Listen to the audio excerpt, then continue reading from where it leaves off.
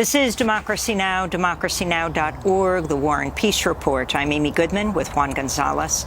Immigration officials say they're preparing to detain a surge of people traveling to the U.S.-Mexico border to seek humanitarian relief. In response to pressure from human rights advocates, today the CDC is expected to end the Trump-era pandemic border restriction called Title 42 that allowed authorities to deport asylum seekers without due process or reviewing their claims. Just 6 months ago, the world was shocked by images of mounted Border Patrol agents chasing, grabbing, whipping Haitian asylum seekers held back at the U.S.-Mexico border in Texas as they were blocked under the pretext of Title 42, under the pretext of the pandemic. A new report by the Robert F. Kennedy Human Rights and the Haitian Bridge Alliance documents the full scope of the abuses Haitians faced while they were held in a makeshift camp near the border under a bridge in Del Rio, Texas. They describe being subjected to violence, racial slurs, and intimidation, and denied sufficient access to food, water, and medical care. This comes as the United States has just announced it'll welcome up to 100,000 Ukrainian refugees fleeing the Russian invasion. When President Biden visited with Ukrainian refugees in Poland this past weekend, he was shown embracing a Ukrainian child. Guerline Joseph, executive director of the Haitian Bridge Alliance, tweeted this in response. The amount of pain that comes with seeing this beautiful picture is unbearable. The well-deserved love, kindness, dignity, compassion, protection that's given to this little girl is never afforded to little black Haitian girls at POTUS's doorsteps. Trump said it. Biden proved it. Guerline wrote. Guerline Joseph now joins us, along with the award-winning journalist Maria Hinojosa. They've both worked closely with Haitian migrants at what Maria calls the moving border. We welcome you both back to Democracy Now! Guerline Joseph, let's begin with you. And that tweet, the comparison of how Ukrainian refugees are beautifully welcomed around the world and now in the United States, and what's happening with Haitians and others on the U.S.-Mexico border trying to come in. Good morning. Thank you so much, Amy, for having us and for highlighting the realities and contrast between how people are being received along borders, whether at the U.S.-Mexico border or in Ukraine. We all saw when it just happened how black people who were trying to escape Ukraine as well were pushed back and not afforded protection. So really, I want to make it clear that we stand 100% with the people of Ukraine, and we agree 100% with the president and the administration for welcoming. See, that's the problem. You stand with a bunch of people that don't support you. When they say Shalom, first and foremost, I'm going to give all praises and glory and honor that's due to Yahweh Bashim, Yahweh Shai, Bashim, Kakadash, that won us to the apostles, the elders of Great Millstone. Peace and blessings and salutations to the hopeful elect. It was in the gospel broadly from the standard of Yahweh Bashim, Yahweh Shai, wherever it may be. Real quick, give me 1 second. This is Akia Mahalal. You come back with another quick lesson to the spirit. Lord's will be edifying. It says, U.S. prepares to arrest surge of migrants at southern border will welcome 100,000 Ukrainian refugees, okay? Now, what you have to understand, this woman, which is Guerline Joseph, okay, I believe she's part of the Haitian Bridge Alliance. Basically, what you have to realize is that your enemy, you're in the land of your enemy, okay? You're in a land of captivity. So one of your fatal mistakes was the fact that you said that we were trying to push forward and constantly are rejected. Well, you have to understand that is part of the scriptures, man. And that is part of the curses that we were going to be rejected by our enemies and deemed as a byword and a proverb, okay? Because they know that you're the Israelites, you see? They know that you're the people of the Lord. So therefore, we're going to be persecuted, man, all right? And that's the problem with you jakes. Instead of turning to Yahweh Bashim, Yahweh Shai, you always seeking refuge and pity from your enemies, man. That's why the scriptures say that the Most High said it. He said that you watch for a people that could not save us because, yeah, they was doing Levi bogus at the border. They're doing Issachar bogus, okay? They're doing all the tribes bogus in Rome. And of course they would accept 100,000 Ukrainians because they're Edomites, man, okay? And you're Israelites. But see, what you Jakes fail to realize is that you fail to realize that the man who you're going begging on hands and knees for opportunities, this man is the devil and he hates you. Okay? And when you realize that this man is your enemy and he wants to see your downfall on every aspect of life, then you try to start to wake up to see, oh wow, I see why they was discriminating against the Haitians. They was beating up the Haitians, man. They tried to shoot them down whatsoever. You know, same thing with Issachar. This is their country, but yet they're being treated like third world citizens and criminals, man.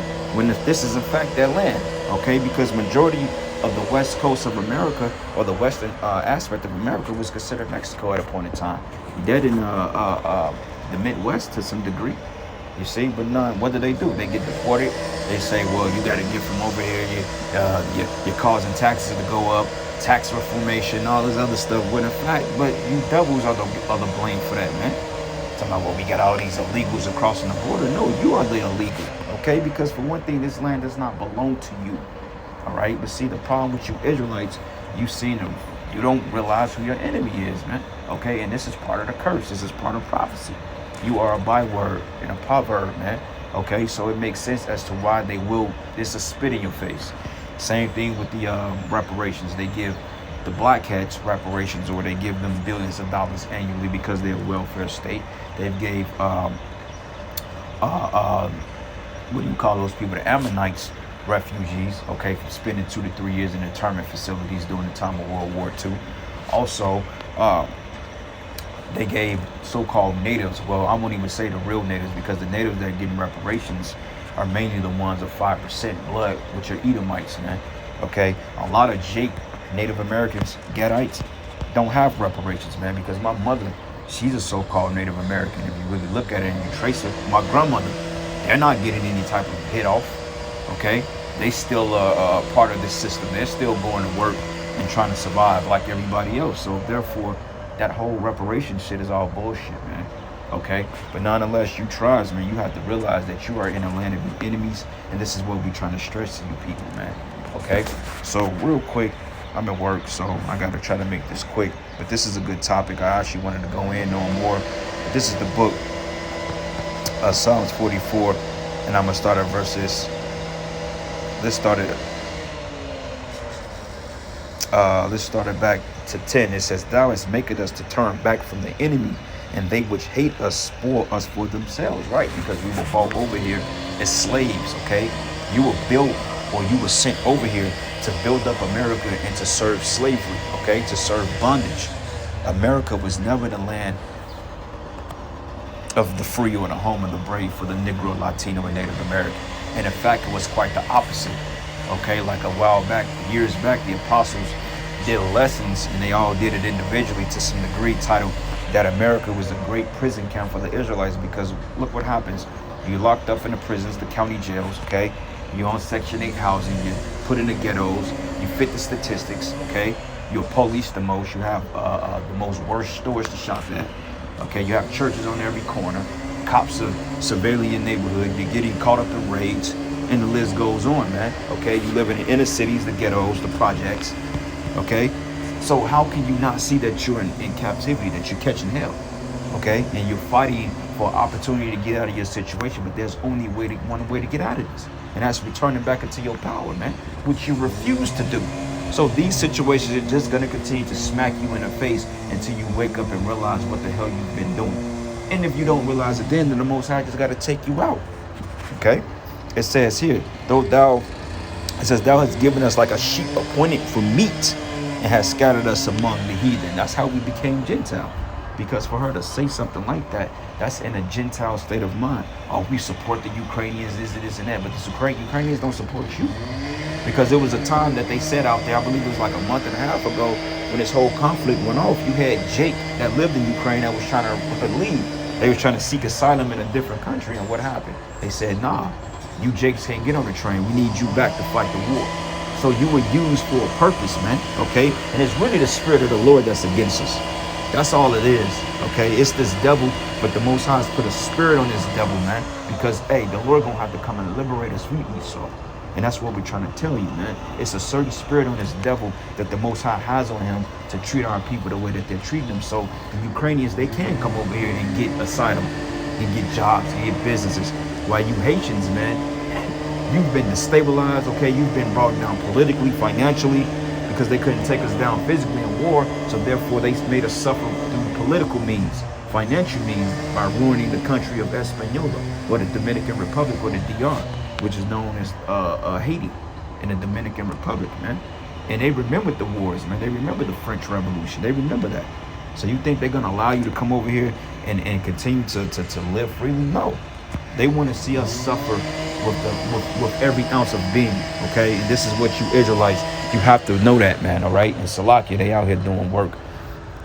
But it says here, though thou sellest thy people for naught, and dost not increase thy wealth by their price, right? Because, hey, like I said, man, we were sold for cheap, for slavery, musket guns, wine, okay? And it's the same thing now. When Jake is entering the NFL, the NBA draft, it's the same thing. The hell you think those numbers represent?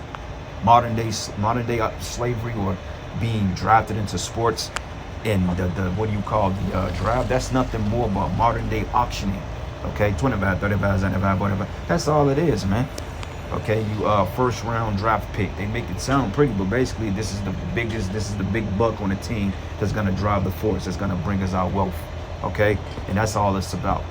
Okay, so when Kobe Bryant got drafted in the first round, third pick, whatever you want to call it, Michael Jordan, man, basically they was being tested for their abilities to be bigger coons for Esau. Okay, yeah, they are talented, but just like on the plantations, man, you had slaves based on their abilities. The ones that can do the most for you, you sold them to the highest bidder. Okay, so you can make a profit. But it says here, though thou makest us a reproach to our neighbors, a scorn and a derision to them that are round about us. Thou makest us a byword among the heathen, and a shaking of the head among the people. Okay, this is the reason why we ain't accepted.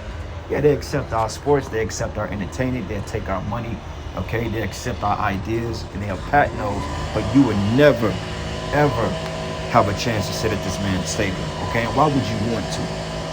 For all the wickedness, rape, murder, atrocities that he's done. Like we went into at camp about Andrew Jackson, which is known the Indian killer, okay, which was the starter of the Democratic Party, by the way, okay, the party that you Jakes seems to hold a high regard, which has done nothing for you, but gave you the Jim Jones Kool-Aid, slowly poisoning you. The Democrats, they're like blood-sucking leeches. They're draining you, man. Okay, you got this decrepit asshole, Joe Biden, smiling and looking at the camera with that devious, devilish look, just saying, yeah, I can't wait to get you niggas. And you niggas are sitting there crying, okay? Because now they did like a study. They was interviewing some Jakes. Now Jake talking about, well, we miss Trump. Well, hey, that's what your stupid ass get, man, okay? And we ain't justifying Trump. Trump is a demon just like the rest of them. But at least Trump did. He did make America somewhat better for the Edomites, and even you Jakes had better benefits in America, man, when Trump was president. Okay, Trump was probably, honestly, one of the best presidents that America had to offer, and that's low, and that's a low ball by far. Okay, show you how decrepit and how wicked the society is, man. All right, but we can play a little bit more of this, and I'm gonna get a couple more precepts. The people of Ukraine. We want to make sure that they are protected. But what we are saying is, why is it that when it comes for people of color, black and brown people, we must continue to push and beg to validate our humanity? And because these people that you're going to beg to, they're not humane, man. Okay? These are not normal people you're dealing with. When you go to work and you look at the proudness and the stout and the evil, these Edomites hate you, man, okay? Like in my job, these devils hate me. They hate me because they can't figure me out, okay? I don't do anything to provoke them. I don't even say anything around them. I'm just to myself. I speak when I'm spoken to. I converse when I'm conversed with, okay? I'm not in their face. They don't like that. Oh, this nigga think he, and you can see the look, the hatred. You can feel it. They don't like us. All that smiling in our faces. These people are inhumane, man, okay? You cannot undevil the devil, man. And you trying to say, why we have to fight for our humanity? You are 3/5 of a man and woman, okay? That right still stands to us for this day. Okay, the Emancipation Proclamation was not to liberate Jake. That was just to transfer you from one owner to the next, to become corporate contract you slaves, man, and to fight in a war. That's it. Nothing more, nothing less, okay? The Constitution does not apply to Negroes, Latinos, and Native Americans, okay? Because look at the the housing laws. If you look into housing laws and you go up to like the 1950s and 60s, you have what they call redlining or zoning restrictions, okay? When they couldn't rent to people of color, they said, look, this neighborhood, you cannot rent to people of color or anybody with African ethnicity, ethnic origin, okay? Meaning you Jakes, okay? Because they're rent to Doodoo eating Hamite. They're rent to them like clockwork. They even give fucking houses and jobs and loans to coolies, man. Okay, to towel heads, all these damn demons. But when it comes to you, yeah, right. You think you're gonna get a house in Beverly Hills? Yeah, right. They'll take your $1 million up front, but hey, when you start to get out of pocket, they gonna come and remove you. Okay, because they have a housing association club that's all in cahoots with the people that own the land and the property, man. And their job is to get you up out of there. All right. Ask the people that work in real estate, man, and they really look into those clauses. That shit is really written with a stern pen. They don't really want Jake living anywhere, man. That's the reason why they raise the property value up. You know? So what the hell this woman talking about? We got to fight for our humanity. You're trying to plead your humanity in your case to a bunch of people that lack reasoning and understanding. These people are inherently evil. Okay? And then when you know that, then you will understand, well, this is a battle that you got to give over to a higher power, man. There's no way we can win with these people without the Lord intervening. They just have too much power, man. Okay? As I mentioned, Amy, in that post, the picture really warmed my heart to see how the president was holding that little girl, smiling. At the same time, I couldn't pass the fact that